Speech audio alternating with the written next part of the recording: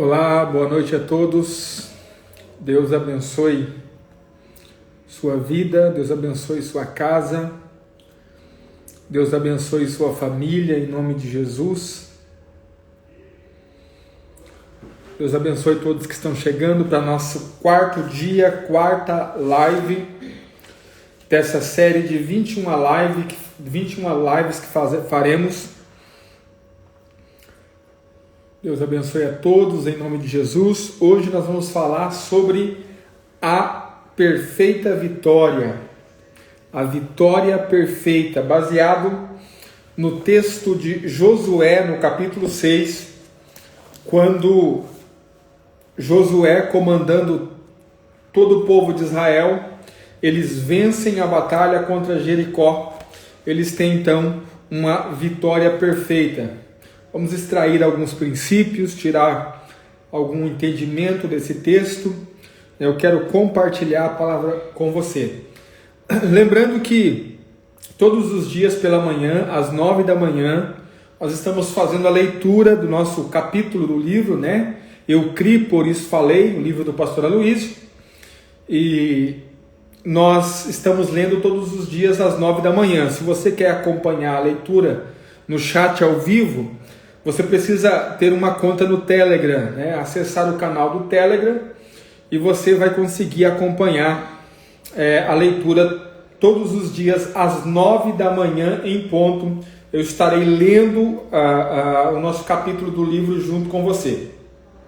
E sempre às 10 da noite eu vou estar compartilhando a palavra, né? Hoje eu estou aqui em Joinville, estou no intervalo da nossa aula aqui em Joinville. Eu ministro um curso pastoral aqui e nós estamos agora no intervalo. Pedi licença aos alunos para vir rapidamente aqui compartilhar com os irmãos esta palavra, a vitória perfeita. Glória a Deus. Vamos lá, texto base para nós iniciarmos. Segunda carta de Paulo aos Coríntios, capítulo de número 10. Segunda carta de Paulo aos Coríntios, capítulo de número 10. O apóstolo Paulo vai falar sobre as armas que nós temos para lutar essa batalha. E também vai enfatizar que nós estamos em uma batalha. Segunda Coríntios, capítulo de número 10, verso de número 4 e o verso de número 5. O texto diz assim: porque as armas da nossa milícia que é exército, né, ou o nosso batalhão, o nosso exército, as armas da nossa milícia não são carnais, não são armas carnais, mas sim poderosas em Deus para a destruição das fortalezas, destruindo argumentos e toda altivez que se levanta contra o conhecimento de Deus, e levando cativo todo o entendimento à obediência de Cristo. Vamos ler novamente, segunda carta de Paulo aos Coríntios, capítulo de número 10, verso de número 4 e o verso de número 5. Diz assim: porque as armas da nossa milícia não são carnais, mas sim poderosas em Deus para a destruição das fortalezas. Então, as armas que nós temos serve para destruir as fortalezas. Que fortalezas são essas? Ele vai explicar no verso 5. Destruindo argumentos e toda a altivez que se levanta contra o conhecimento de Deus, e levando cativo todo o entendimento à obediência de Cristo. O que nós precisamos entender? Segundo o apóstolo Paulo aqui, existe uma batalha travada. Nós estamos em uma batalha. Há uma batalha que é travada em todo o tempo. Mas diferente do que muitos crentes pensam, essa grande batalha que acontece o tempo todo, não é uma batalha mística, como muitos pensam, mas é uma batalha que se trava na nossa mente. A mente é a principal função da alma. A mente é a principal função da alma. Quando o Paulo diz que essa batalha ela acontece na nossa mente, Na verdade, essa batalha acontece por quê? Porque alma é aquilo que nós somos. A Bíblia diz, lá em Gênesis no capítulo 2, verso 7, formou o Senhor Deus o homem do pó da terra, soprou em suas narinas o fôlego de vida e o homem foi feito alma vivente. O homem foi feito alma vivente. O que isso significa? Isso significa que quando algo domina a minha mente, domina o meu ser, domina o meu eu, domina o que eu sou. Preste atenção, a grande batalha que existe é uma batalha que é travada na mente.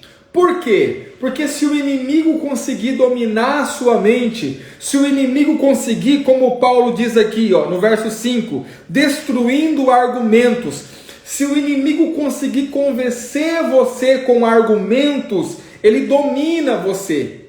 Todos os crentes que são derrotados, eles são derrotados primeiro na mente. Por quê? Porque eles têm na sua mente aquilo que nós chamamos de sofisma.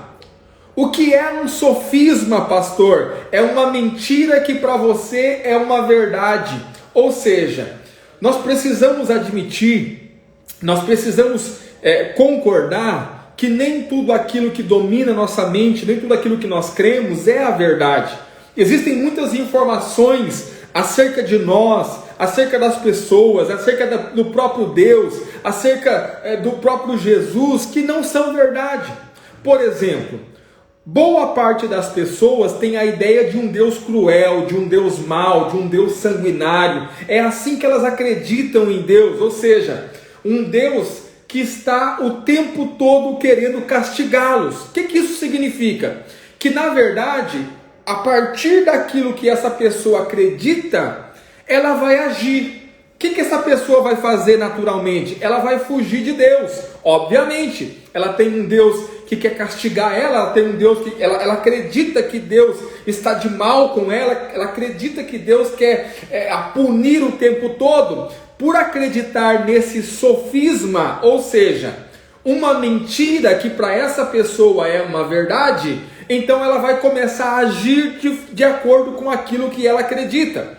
Por isso, eu preciso dizer para você, a batalha que é travada, ela é travada na sua mente. A batalha, ela é travada na sua mente. E as nossas armas são poderosas em Deus para desfazer, para destruir todo o argumento maligno, todo o sofisma.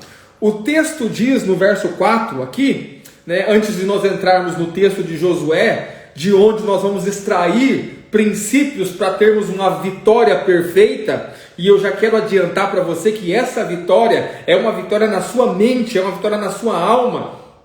O verso 4 aqui diz, porque as armas da nossa milícia não são carnais, primeiro, não são carnais, não são armas da terra, não são armas carnais, mas sim poderosas em Deus para a destruição das fortalezas que o inimigo muitas vezes cria em nossa mente. Então o diabo vai contando mentira para a gente, vai nos convencendo com o seu argumento de muitas mentiras, e essas mentiras vão criando fortaleza. Muitas vezes pessoas ficam presas nessas fortalezas por muito tempo. Pessoas muitas vezes passam a vida presas nessas fortalezas. Por isso que Jesus disse que quando nós conhecemos a verdade nos liberta. E conhecereis a verdade, e a verdade vos libertará. A pergunta é, libertar do quê? Libertar de onde? Libertar de quem? É porque o inimigo, o maligno, o diabo, ele te contou muitas mentiras que criaram fortalezas e prenderam você dentro dessas mentiras. Quando você conhece a verdade destrói essas mentiras de Satanás e você é liberto, você é livre. Por isso que todas as vezes que nós conhecemos a verdade ela nos liberta. Glória a Deus. Vamos para o texto de Josué. Nós vamos extrair alguns princípios aqui da palavra de Deus para que nós possamos compreender. Josué capítulo 6, a partir do verso de número 1. Vamos extrair princípios para que nós tenhamos uma perfeita vitória. Josué capítulo 6, a partir do verso de número 1, diz assim: Ora, Jericó estava rigorosamente fechada por causa dos filhos de Israel. Primeiro princípio, preste atenção. Quando o povo de Israel chegou em Jericó, a Bíblia diz que a cidade estava rigorosamente fechada, trancada, amarrada, por causa do povo de Israel. Primeira verdade que você precisa entender: nós estamos lutando com um inimigo que já foi vencido. O valente, ele já foi amarrado, como diz Jesus. Então observe, preste atenção. Todas as vezes que você pensar em batalha espiritual, entenda o seguinte: o seu inimigo já foi vencido, ele já está com medo, ele já está enclausurado, ele já está trancado, o valente já está amarrado. Nós estamos lutando com um inimigo vencido, o diabo já foi sentenciado, os demônios já foram sentenciados. Qual que é o problema? Muitas vezes o diabo tenta nos convencer de que nós é que somos os derrotados, de que nós é que somos aqueles, nós é que estamos amarrados. Não caia nessa mentira de Satanás. Todas as vezes que o diabo se opor a você, todas as vezes que o diabo se levantar contra você, todas as vezes que você se perceber em uma batalha espiritual, lembre-se, o seu inimigo já foi vencido. Nós lutamos com um inimigo que já foi vencido, é o que diz a palavra de Deus. Mateus capítulo 12, verso 29, diz que o valente já foi amarrado. Como é que estava Jericó? Jericó estava totalmente enclausurada, com medo. É assim que o seu inimigo está. É assim que o seu inimigo está diante de você. Eu venho de uma geração que foi ensinada a ter medo do diabo. Eu venho de uma geração que foi ensinada a ter medo do maligno, a ter medo de tudo. Ter medo de batalha espiritual, ter medo de se posicionar numa batalha contra o inimigo. Por quê? Justamente porque o diabo conseguiu convencer uma geração inteira de que eles não tinham, eles que estavam amarrados, eles que não tinham capacidade de lutar, de batalhar, de vencer. Alguns crentes vinham me perguntar assim: pastor, será que eu posso entrar nessa batalha espiritual? Será que eu posso começar a orar por fulano? Será que o inimigo não vai me retalhar? Será que o inimigo não vai se levantar contra mim se eu começar a orar pela conversão do meu pai, da minha mãe? Deixa eu dizer algo para você. Você está numa batalha onde o seu inimigo já foi vencido, na cruz do Calvário. Na cruz do Calvário, Jesus Cristo esmagou a cabeça de Satanás. Nós temos vitória, nós somos mais do que vencedores nele. Então, primeiro princípio que você precisa guardar na sua mente para você ter uma vitória perfeita: você está lutando contra um inimigo vencido. Nós lutamos contra um inimigo vencido. As portas do inferno não prevalecerão contra a igreja. Segundo princípio aqui, tem algo importante. Se nós continuarmos, nós vamos continuar lendo o texto, nós ganharmos tempo.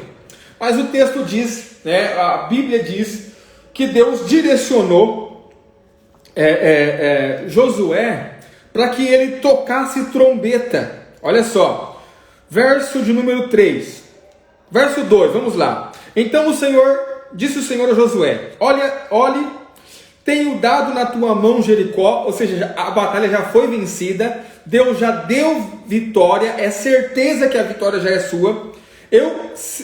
Ao seu rei e aos homens valorosos. Vós, pois, todos os homens de guerra, rodeareis a cidade, cercando uma vez. Assim fareis por 6 dias.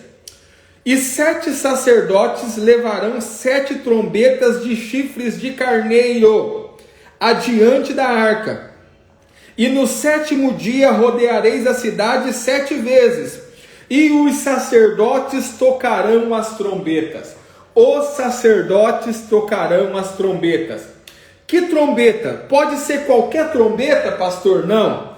Deus disse que tinha que ser trombeta de chifre de carneiro.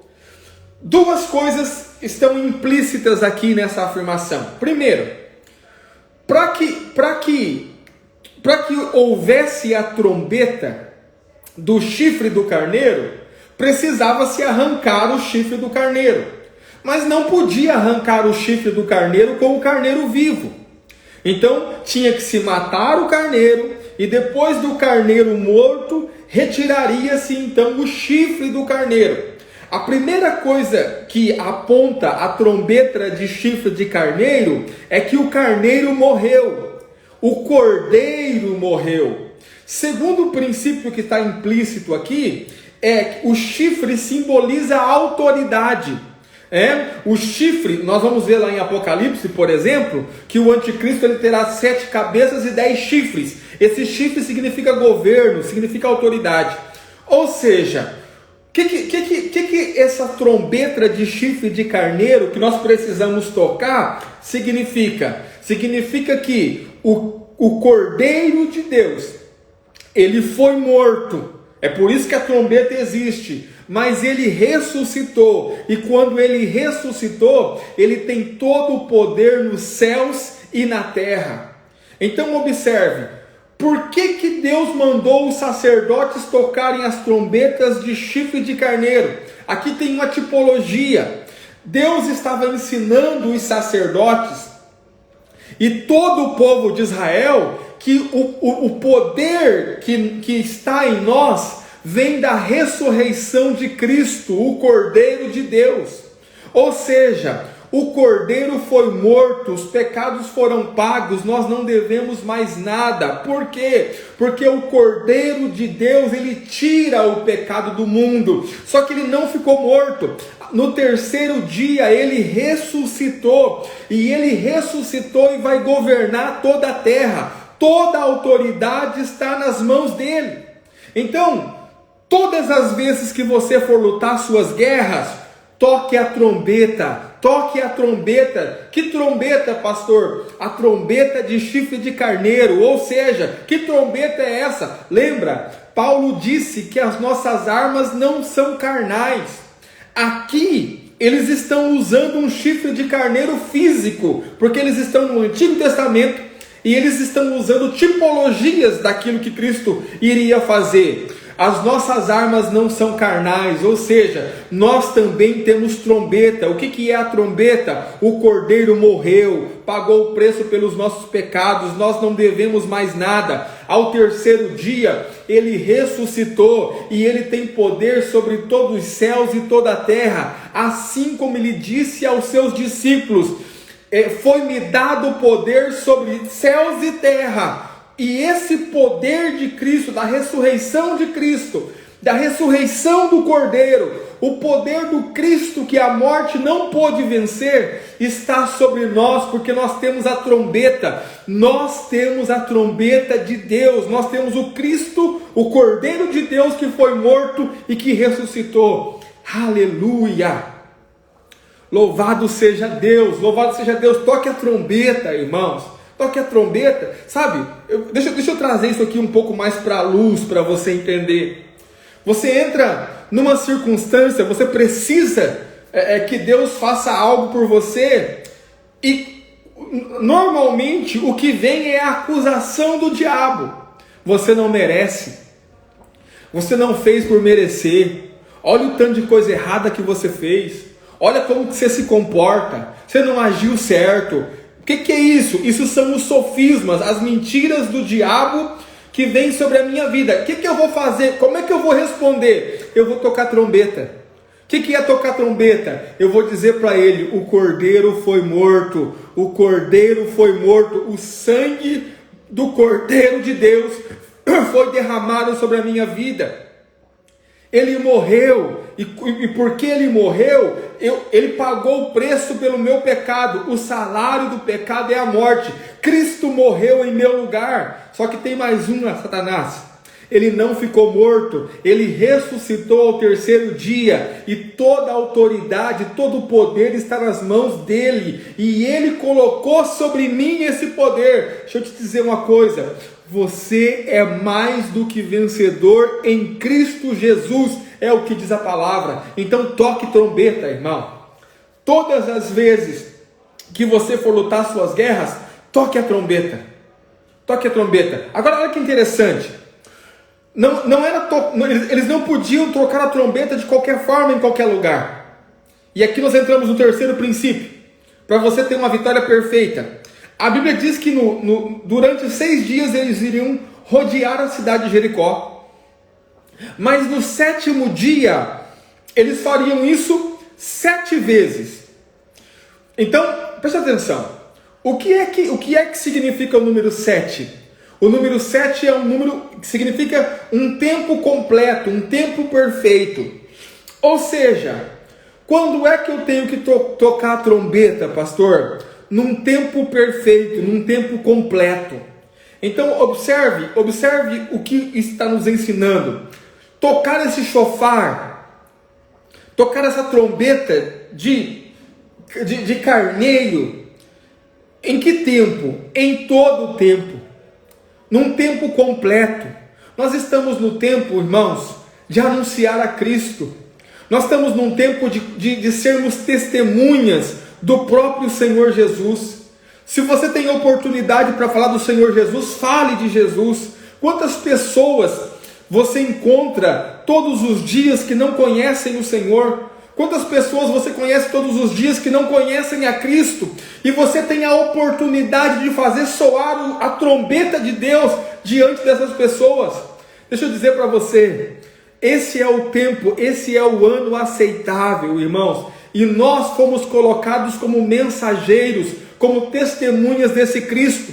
Não vamos tocar uma vez apenas, não vamos tocar em um lugar apenas, não vamos tocar num lugar que é mais conveniente. Nós vamos tocar trombeta em todo o tempo, num tempo completo. Enquanto o Senhor nos der fôlego de vida, nós vamos estar ministrando e declarando que Cristo é o Senhor, Jesus Cristo é o Senhor.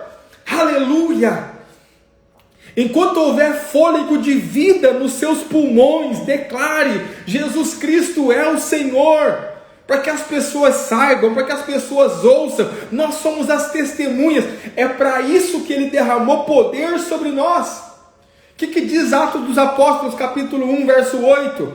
E recebereis sobre vós o Espírito Santo e o poder, para que sejam minhas testemunhas. Então deixa eu dizer para você, fale de Jesus, anuncie o Cordeiro de Deus que foi morto e ressuscitou. Tem muitas pessoas que acham que precisam de muitas coisas, mas elas não sabem do que elas precisam realmente. Elas precisam realmente ter um encontro com o dono da vida, Jesus Cristo, e é através da sua vida, é através de você, que essa pessoa vai abrir os olhos para Cristo, vai abrir os olhos para o Senhor. Então, primeiro, nós temos uma palavra certa. Deus já nos entregou a cidade. É o que diz o texto. Segundo, nós vamos tocar trombetas de chifres de carneiro. O que significa isso? O Cristo, o Cordeiro foi morto, o Carneiro foi morto, pagou o preço, ressuscitou e tem toda a autoridade, todo o poder. Quando é que vamos tocar? O tempo todo, num tempo completo, ou seja, nós vamos anunciar Jesus sem parar, o tempo todo. Agora tem algo interessante, no verso de número 6, do capítulo 6, observe. Então Josué, filho de Num, chamou o sacerdote e disse: levai a arca da aliança. E 7 sacerdotes levaram trombetas e chifres de carneiro adiante da arca. Preste atenção. Vamos para a guerra? Vamos. O que nós temos que fazer? Nós temos que rodear as muralhas, 6 dias. No 7º dia vamos fazer 7 voltas. Vamos trocar a trombeta. Tá, mas qual que é o principal? O principal é que a arca da aliança tem que estar no centro de tudo isso. O que a arca da aliança simboliza? A presença de Deus. A presença de Deus. Deixa eu dizer algo para você. Você sabe por que tem muitas pessoas, muitos crentes que são derrotados? Porque eles ignoram a presença de Deus. A presença de Deus não é algo valioso para muitas pessoas que estão dentro da igreja. Eu me lembro, graças a Deus, eu dou glória a Deus, porque os nossos cultos hoje, eles fluem muito, o louvor flui, a unção de Deus flui, a presença de Deus flui, mas houve um tempo que não era assim. Eu lembro de cultos vazios, eu lembro de cultos secos, eu lembro de cultos sem vida, eu lembro de cultos muito ruins, assim mesmo, sem presença. E eu lembro que eu saía domingo do prédio da igreja, e às vezes eu saía chorando dali, dizendo: Senhor, o que está acontecendo? O que nós fizemos de errado? O que está acontecendo? Por que a sua presença não veio? E começar a clamar pela presença de Deus. Deixa eu dizer algo para você: não lute batalha se a presença de Deus não está contigo. Isso fala de você trazer a arca da aliança para o centro, trazer Cristo para o centro de todas as coisas. Presta atenção, eles têm uma muralha para vencer, eles têm uma barreira para transpor, mas a preocupação de Josué é: cadê a arca? Onde está a arca? Traz a arca da aliança para cá, nós queremos Cristo no centro. Observe, a pergunta não é se a sua igreja está crescendo. A pergunta não é se vocês estão avançando. Nós estamos avançando. A pergunta é: onde está Cristo nesta igreja? Porque se tirar Cristo do centro, tudo perde o sentido. A nossa pregação tem que ser cristocêntrica. O nosso louvor tem que ser cristocêntrico. A nossa vida tem que ser cristocêntrica. Cristo tem que estar no centro. Nós temos que parar com a ideia de que nós fomos chamados para entreter crentes. Tem muitos pastores que se transformaram em entretenedores de plateia. Ao invés de trazer Cristo para o centro, de quando em quando, faz um tempo que não acontece, os irmãos estão lá, os irmãos tocam louvor, eu falo: olha, esse louvor vocês não tocam mais. Ah, mas por que esse louvor não toca mais? Porque esse louvor não tem Cristo no centro. Quem está no centro é o homem desse mas é o louvor mais bonito, é o louvor que está na moda, né? É o louvor que está estourado, pastor. Você é precioso, mas, irmão, você pode ser precioso, você pode ser o ouro de onde você quiser. Da igreja, Cristo tem que estar no centro, não é você que está no centro, não sou eu que estou no centro. A nossa preocupação tem que ser se Cristo está no centro. É Ele, é para Ele, é por Ele. Consegue compreender? A reunião é para Ele, o louvor é para Ele, a oferta é para Ele, a vida é para Ele, a pregação é sobre Ele. É Cristo. Eles têm uma grande batalha pela frente. Qual que é a preocupação de Josué? Cadê a arca? Traz ela. Ela precisa estar aqui no centro, ela precisa estar no meio. É isso que nós precisamos entender. Pastor, eu quero ter uma vitória perfeita. Coloca Cristo no centro. Coloca Cristo no centro, que você vai ver, né? Quando João tem a visão lá na ilha de Patmos sobre a Bíblia diz que ele viu os 7 castiçais de ouro e Jesus estava no meio dos 7 castiçais. No meio. Aí depois Jesus explica: os 7 castiçais são as 7 igrejas. E Jesus está no meio das 7 igrejas. Sabe por quê? Porque enquanto Cristo não for o centro, nós não vamos ter uma vitória perfeita. Nós precisamos colocar Cristo no centro. Agora, tem um texto interessante. Verso 10, preste atenção. Verso 10 diz assim: Porém ao povo Josué tinha dado ordem ao quê? Dizendo: não gritareis, nem fareis ouvir a sua voz, nem sairá palavra alguma da vossa boca, até ao dia que eu diga: gritai, e então gritareis. Eles só podiam gritar depois que eles ouvissem a trombeta tocar. Antes da trombeta tocar, eles não podiam gritar. Pastor, preste atenção. O que é que significa a trombeta trocar? Eu já falei para você que a trombeta significa o Cordeiro de Deus que foi morto. Por isso que tem o chifre, porque o Cordeiro foi morto. O chifre é a prova de que o Cordeiro foi morto. Presta atenção. O que é a trombeta tocar? A trombeta tocar é anunciar a morte e a ressurreição do Cordeiro. O que significa? Eles não podiam falar, eles não podiam gritar até que eles ouvissem a trombeta tocar. Não entendi, pastor. Nós não temos que falar de Cristo enquanto nós não ouvirmos falar de Cristo. Nós não temos que abrir a boca. Por quê? Porque a fé, ela vem pelo ouvir. E o ouvir pela palavra de Cristo. É o que diz Romanos. Ou seja, eu não abro a minha boca. Deixa eu dizer para você. Tem muita gente preocupada em falar e poucas pessoas preocupadas em ouvir. O povo de Israel todo foi proibido de falar enquanto não ouvisse a trombeta tocar. O que isso significa, pastor? Que enquanto você não ouvir a pregação que gera a fé no seu coração, você não deveria abrir a sua boca, você não deveria falar. Ou seja, a nossa principal, presta atenção, a fé, ela é gerada pelo ouvir. O problema é que tem gente que não consegue ouvir, não tem disposição para ouvir. Você sabe o que eu já ouvi de muitas pessoas? Pastor, mas a sua pregação é muito simples. Você fala de que Jesus perdoou os pecados, você fala que nós temos salvado. Isso aí, qualquer um prega, pastor. Deixa eu dizer para você, perderam a capacidade de ouvir sobre o Cristo de Deus. Se você é alguém que acha que a obra de Cristo é simples demais para ser pregada, deixa eu dizer algo para você, você é mais uma presa da religião.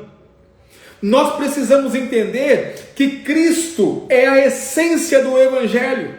Então, pregar sobre Cristo é o que nós tínhamos que fazer todo o tempo. E quando nós encontrarmos alguém que pregue sobre Cristo, a única preocupação que nós deveríamos ter é ouvir. Por que Jesus diz, quem tem ouvidos para ouvir, ouça? Por que o Espírito de Deus diz às igrejas, quem tem ouvido para ouvir, ouça? Por quê? Porque tem gente querendo ganhar a batalha só falando. Mas deixa eu dizer para você, você não vai ganhar a batalha só falando. Você ganha a batalha quando você ouve. Quando você ouve a palavra do Cristo. A palavra do Cristo. Consegue compreender? Então, antes de ouvir a trombeta, antes de você ouvir a pregação do Evangelho, não fale, não esteja tão preocupado em falar, esteja mais preocupado em ouvir. Nesse tempo que nós estamos vivendo, acredite no que eu estou te dizendo, Deus não está procurando tanta gente que fale, Deus está procurando gente que ouça, que tenha capacidade de ouvi-lo, que tenha capacidade de parar para ouvir o Evangelho. É isso que Deus está procurando, e é isso que Deus está procurando em você. Qual é a sua capacidade de ouvir? Qual é a sua capacidade? Por quê, pastor? Por que eu tenho que ouvir? Porque a fé vem pelo ouvir, e ouvir a pregação do Evangelho, a pregação do Cristo. Nós, irmãos, estamos num tempo em que nós temos muita pregação. Muita pregação. Você abre rádio, tem pregação. Você abre internet, tem pregação. TV tem pregação. Agora a pergunta é, quantas pregações do Cristo nós temos? Quanta gente realmente está interessada em anunciar o Cristo? Eu quero ler alguns textos para você entender a importância da pregação. 1 Coríntios capítulo 1, verso 21, o texto diz assim: visto como a sabedoria de Deus, o mundo não o conheceu por sua própria sabedoria. Aprove a Deus salvar os que creem pela loucura da pregação. Como é que Deus salva? Deus salva pela pregação. E o apóstolo ainda chama de loucura da pregação. Ou seja, Deus salva através da pregação do Evangelho. É assim que Deus salva. Segundo texto, Gálatas capítulo 3, verso 2. Quero apenas saber isso de vós, pergunta o apóstolo Paulo. Recebeste o Espírito pelas obras da lei ou pela pregação da fé? O Espírito de Deus é dado através da pregação. A Bíblia diz, nós temos o texto de Atos dos Apóstolos, que enquanto Pedro falava lá na casa de Cornélio, que enquanto Pedro anunciava, caiu sobre eles o Espírito Santo. Eu gosto muito dessa expressão, porque o texto diz que o Espírito Santo caiu sobre eles enquanto Pedro pregava. Pastor, eu quero que as pessoas na minha igreja sejam cheias do Espírito de Deus. Como é que eu faço? Pregue a Cristo, porque vai acontecer a mesma coisa que aconteceu com Pedro. Enquanto você prega sobre Cristo, o Espírito vai cair sobre as pessoas. Aleluia! Terceiro texto que eu quero ler com você, Gálatas 3:5. Aquele, pois, que vos concede o Espírito e que opera milagres entre vós, porventura, o faz pelas obras da lei ou pela pregação da fé? Sabe como que Deus opera milagre? Deus opera milagre através da pregação da fé. Deixa eu dizer para você, pregue. Qual é o conselho do apóstolo Paulo a Timóteo? Pregue, a tempo e fora de tempo. Anuncie, fale, pregue, anuncie. Por quê? Porque virá tempo, diz o apóstolo Paulo, em que os homens terão coceira nos ouvidos, eles não conseguirão mais ouvir, eles não terão capacidade para ouvir a sã doutrina, e ajuntarão para si mestres que falem para eles aquilo que eles querem. Deixa eu dizer para você, o apóstolo Paulo em 1 Coríntios, ele fala assim, olha, os gregos, os judeus pedem, os judeus pedem um sinal, os gregos pedem sabedoria. Olha só, os gregos estão dizendo assim, Paulo, quer pregar para nós? Nós te ouvimos, desde que você nos dê sabedoria. Os judeus falam assim, Paulo, quer pregar para nós? Nós te ouvimos, desde que você nos mostre um sinal. Sabe o que Paulo responde? Nem sabedoria e nem sinal. Nós pregamos a Cristo e esse crucificado. É escândalo para os judeus, loucura para os gregos, mas nós pregamos a Cristo. Você precisa pregar a Cristo. É isso que nós precisamos fazer. A pregação do Cristo. É o chifre de carneiro, é o shofar, é a pregação do Cristo que morreu e ressuscitou. Deixa eu dizer para você, as pessoas não estão precisando da revelação do fim do mundo, as pessoas estão precisando ouvir falar do Cristo que salva, porque é nesse Cristo que está a vida. Aleluia! Pregue, anuncie a Cristo. Amanhã, ou até mesmo hoje ainda, Deus vai te dar a oportunidade de falar de Jesus para alguém. Fale de forma simples, mas com intensidade no seu coração. Diga à pessoa, você sabia que Jesus Cristo morreu para perdoar todos os seus pecados? É assim que nós pregamos a Cristo, irmãos. É com simplicidade. O apóstolo Paulo, ele diz assim, olha, eu temo que vocês percam a simplicidade que há no Evangelho. Nós estamos querendo colocar um monte de firula, um monte de coisa, enfeitar o negócio. Irmão, só pregue a Cristo, anuncie a Cristo, aquele que morreu pelos nossos pecados para nos dar a vida. É Cristo Jesus, o nosso Senhor. É Cristo Jesus, aquele que tem feito a obra em nossa vida e também vai fazer a obra em todos aqueles para quem nós abrimos a nossa boca e anunciarmos Ele. Aleluia! Como é que eu tenho uma vitória perfeita, pastor? Primeiro, você precisa crer que a vitória já te foi dada. Ela não será dada, você não terá a vitória. Você já tem a vitória, porque Deus já entregou a cidade antes mesmo da batalha. Segundo, nós precisamos ter a trombeta de chifre de carneiro. O Cristo, a base da nossa fé, é o Cristo que morreu e ressuscitou e tem toda a autoridade. Como é que nós vamos ter a vitória perfeita? Vamos falar de Cristo em todo o tempo. O 7 representa um número completo, ou seja, um tempo completo. Vamos falar de Cristo todo o tempo. Vamos anunciar o Cristo. Quarto princípio, quero ter uma vitória perfeita. Traga Cristo para o centro. No meio de uma grande batalha, talvez a mais importante batalha, Josué estava preocupado de onde estava a arca, onde está Cristo. Traga Cristo para o centro.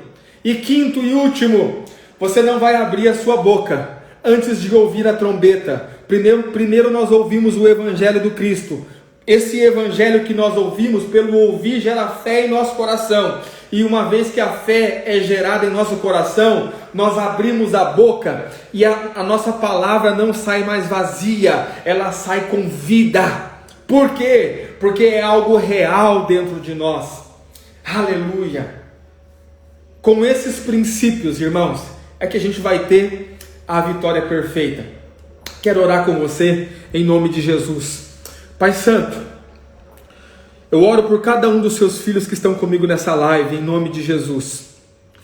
Quanto dos meus irmãos aqui passando por batalhas, por dificuldades, ó Pai, muitos até enfrentando esse vírus maldito, e eu quero declarar, Senhor, que a vitória já nos foi dada, em nome de Jesus.